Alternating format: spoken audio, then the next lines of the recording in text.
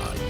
Well, deadly flash flooding is not something we're seeing here in Northern California. In fact, it's still warm and it's still dry and it's been that way for weeks, but we might see a pattern change coming next week, and I'll be talking about that in this forecast. As we take a live look out towards Bernie, notice nothing but sunny skies out there. Yesterday I was looking in this camera and there were nothing but clouds out there, which kept us a little cooler yesterday, but since we don't have those clouds, we were able to warm into the 80s yet again out there in the valley. Almost everyone right now is in the 80s except Oroville, where they are at 77 degrees, but look at that. Even Corning's at 83 degrees right now, so pretty warm out there in the mid-70s in Trinity County, and out there in the Sierra, some of you are in the low 70s. Chester, Bernie, even Quincy has also hit the 70s out there. As we go to your overnight low temperatures, though, we'll be dropping into the mid-40s again, just as we have been pretty much every night for quite a while now, and so that's what you can expect as you go into tonight. And then those mountain locations in the Sierra, it looks like you'll be dropping into the 30s, and some of you will be freezing in the 20s out there. As for highs tomorrow, again, another warm one, warming into the 80s for many of you. Some of you may just stay in the 70s, though. I think mainly the Central Valley will stay in the 70s, and the North Valley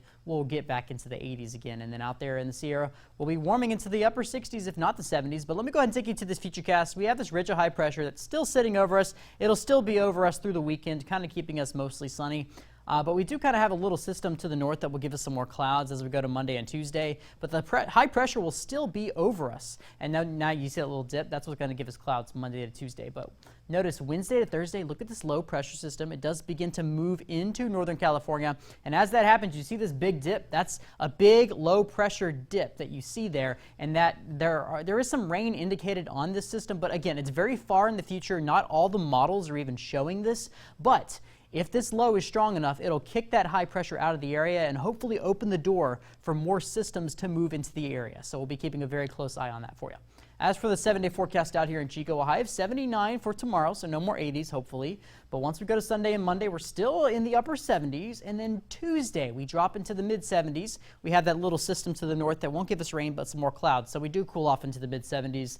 Then by Thursday and Friday, we're in the low 70s as the other system begins to move into the area.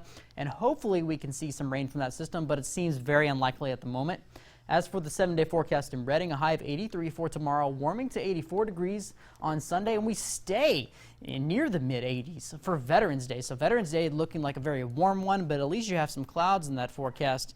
Then we're back into the 70s by Tuesday with mostly cloudy skies, and then by Friday, a high of 71 and a 10% chance of rain. So very low, but I decided to put it in there just in case it does happen because some of the models are showing it.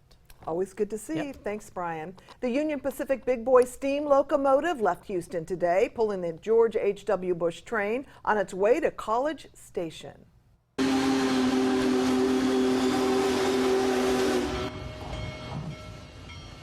Locomotive is the special engine that carried the 41st president to his final resting place. It joined the Big Boy 4014 as part of Union Pacific's 150th anniversary celebration